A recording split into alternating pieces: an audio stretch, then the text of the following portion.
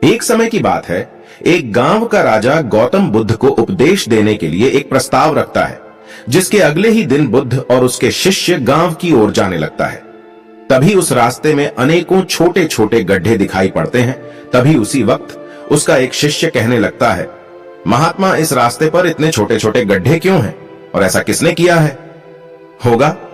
तभी गौतम बुद्ध कहता है, शायद कोई व्यक्ति पानी की तलाश में इस जगह पर छोटे छोटे गड्ढे किया होगा और उसे पानी ना मिल पाया है। तब उसका दूसरा शिष्य कहने लगता है, महात्मा जी, यहां से तो नदी बहुत ही नजदीक है और यहां पर गड्ढे खोदने पर उस व्यक्ति को पानी क्यों नहीं मिल पाया?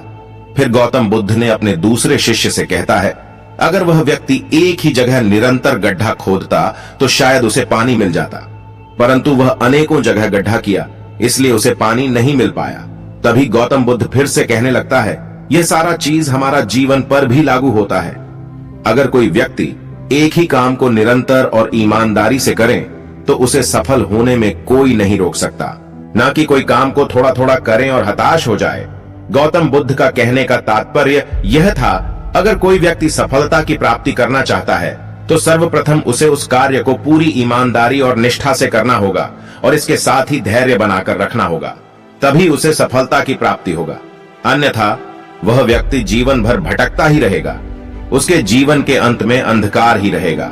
इसलिए हमें अनेकों कार्य को करने से अच्छा सिर्फ एक कार्य को करना चाहिए, ताकि उस पर हमारा पूरा समय और ध्यान केंद्रित हो।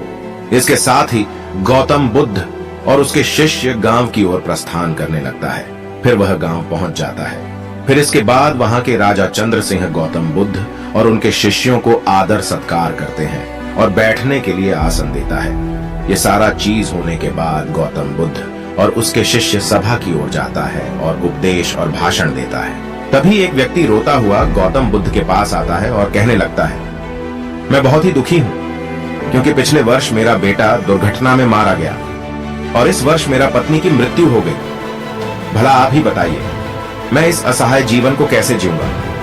मेरा जीना तो संभव ही नहीं है। तब गौतम बुद्ध कहने लगता है, इस दुनिया में जाना आना सबका लगा रहता है, कौन कब चला जाएगा कोई नहीं बता सकता। इसीलिए अपने आप को कष्ट देने के बजाय खुद पर नियंत्रण करने का प्रयत्न कीजिए। आप सिर्फ यह सोचिए, उसका रहना आपके साथ इतना दिन का ही था जिसके कारण उसकी मृत्यु हो गई है। यह सब सारा सोच सोचकर दुखी मत होइए, बल्कि यह सोचिए, उसने आपके साथ इतने दिन तक साथ रहे, सुख दुख में साथ निभाया। आप रो रोकर उसकी आत्मा को कष्ट न पहुंचाएं। ऐसा करने से उसकी आत्मा को कभी शांति नहीं मिल पाएगी।